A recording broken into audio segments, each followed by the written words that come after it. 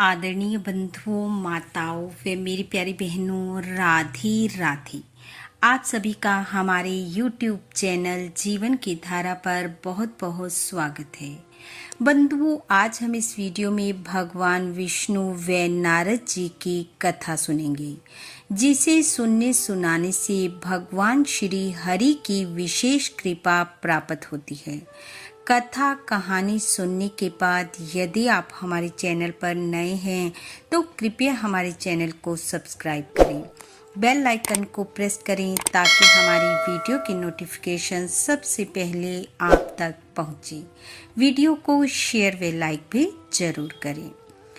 कथा कहानी के अनुसार एक समय की बात है। भगवान विष्णु बैकुंठ लोक में बैठे विचार मगन थे कि तभी नारद जी नारायण नारायण कहते हुए वहां आ पहुंचे।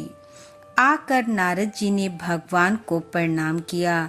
भगवान ने मुस्कुराते हुए पूछा, कहो नारद जी, कैसे आना हुआ? नारद जी बोले, प्रभु मैं मृत्यु लोक से आ रहा हूँ और मनुष्य की दयनीय स्थिति देखकर चिंतित हूँ। आप मनुष्य को कोई राह क्यों नहीं दिखाते जिस पर चलकर वह आपका भजन करे और आपके लोक को आए? नारद जी की बात सुनकर भगवान मुस्कुराए और कहने लगे, नारद जी, मनुष्य की दयनीय स्थिति का जिम्मेदार स्वयं मनुष्य है। उसे मोह माया ने इतना जकड़ रखा है कि वो उसे किसी भी स्थिति अथवा परिस्थिति में छोड़ने को तैयार नहीं है। नारद जी ने पूछा, प्रभु वो कैसे? तब भगवान ने नारद जी के कान में कुछ कहा और फिर बोले, आप स्वयं जाकर कोशिश कर लें। तब नारद जी ने भगवान के कहे अनुसार एक संत का वेश धरा और पृथ्वी लोक पर आ गए। संत वेश में नारद जी एक साहूकार के द्वार पर पहुँचे। जाकर नारायण नारायण की आवाज लगाई। साहूकार बाहर आया। पूछा, महाराज क्या चाहिए? संत बोले, भोजन करना है। साहूकार ने संत वेशधारी नारद जी को भोजन करवाया। साहूकार की सेवा से संत बड़े प्रसन्न हुए और कहा, अगर आप चाहें तो मैं आपको भगवान से मिलवा सकता हूँ। यह सुनकर साहूकार ने कहा, हे महाराज, भगवान से तो मैं भी मिलना चाहता हूँ, पर अभी मेरा बेटा छोटा है, वह बड़ा हो जाए तब भगवान से मिलूंगा। बहुत समय बाद नारद जी फिर से संत रूप में उस साहूकार के पास आए और कहा, अब तो तुम्हारा पुत्र बड़ा हो गया है, अब चलें भगवान से मिलने। साहूकार बोला, महाराज, उसकी सगाई हो गई है, उसका विवाह हो जाता, घर में बहू आ जाती, तब मैं चल पड़ता। यह सुन संत चले गए। 3 वर्ष बाद फिर से लौटे। देखा साहूकार के आंगन में बहू घूम रही है। संत वेशधारी नारद जी ने कहा, साहूकार, अब चलें। साहूकार बोला, महाराज, मेरी बहू के बालक होने वाला है। मेरे मन में यह इच्छा ही रह जाएगी कि मैंने पोते का मुंह तो देखा ही नहीं। एक बार पोता हो जाए तब चलेंगे। संत वेशधारी नारद जी फिर वापस भगवान के पास लौटे और कहा, प्रभु, कैसा है ये मानव? साक्षात भगवान के दर्शन करवाने की बात कह रहा हूँ, फिर भी सुनता नहीं। भगवान बोले, नारद जी, आगे आगे देखो क्या होता है, जाओ अब पुणे जाओ। नारद जी फिर से आए, लेकिन इस बार अब तक साहूकार मृत्यु को प्राप्त हो चुका था। नारद जी ने सोचा, प्रभु ये क्या लीला है? तब ध्यान लगाया तो देखा वह साहूकार बैल बना सामान ढो रहा है। संत वेशधारी नारद जी बैल के पास गए और जाकर कान में कहा, अब तो आप बैल हो गए हो, अब भी भगवान से मिल लो, समय है। यह सुन बैल बना साहूकार बोला, मैं इस दुकान का बहुत काम कर देता हूँ। मैं ना रहूँगा तो मेरा बेटा कोई दूसरा बैल रखेगा। वह खाएगा ज़्यादा और काम कम करेगा। इससे मेरे बेटे का नुकसान हो जाएगा। जब मैं बूढ़ा हो जाऊँगा और इसके काम का ना रहूँगा तब चलेंगे।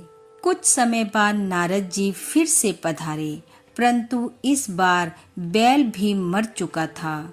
ध्यान लगाकर देखा तो वह कुत्ता बनकर दरवाजे पर बैठा है। नारद जी बोले, अरे अब तो आप कुत्ते की योनि में आ गए हो, अब तो चलो भगवान से मिलने। कुत्ता बोला, महाराज आप देख नहीं रहे मेरी बहू कितना सोना पहनती है। अगर घर में कोई चोर आया तो मैं भौंक भौंक कर उसे भगा दूंगा। मेरे बिना कौन इनकी रक्षा करेगा। यह सुन नारद जी फिर से लौट गए और अब जब अगली बार आए तो देखा कुत्ता भी मर चुका है और साहूकार मेंढक बना घर के पास स्थित गंदी नाली में टर टर कर रहा है। इस बार नारद जी को बड़ी दया आई और कहा, साहूकार जी अब तो आपकी दुर्गति हो चुकी है और कितना गिरोगे। अब तो चलो श्री हरि से मिलने।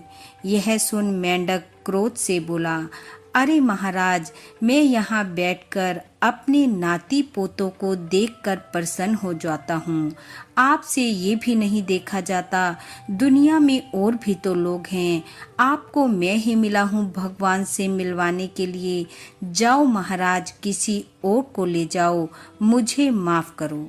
यह कहकर मेंढक टर टर करता फिर से नाली में पहुंच गया और नारद जी नारायण नारायण कहते हुए भगवान के पास आ गए।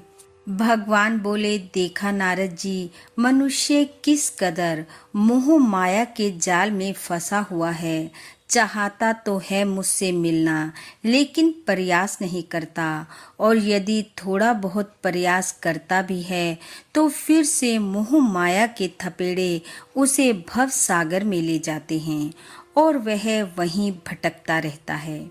यह कहकर भगवान मुस्कुराए और नारद जी नारायण नारायण कहते हुए भगवान को प्रणाम कर चल दिए।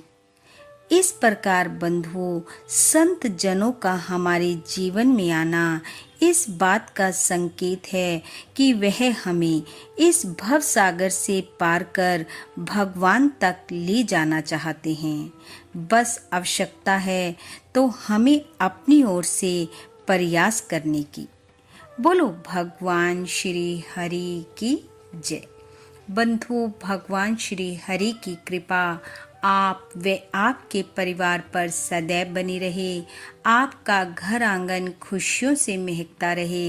इन्हीं शुभकामनाओं के साथ आप सबका बहुत बहुत धन्यवाद। राधे राधे।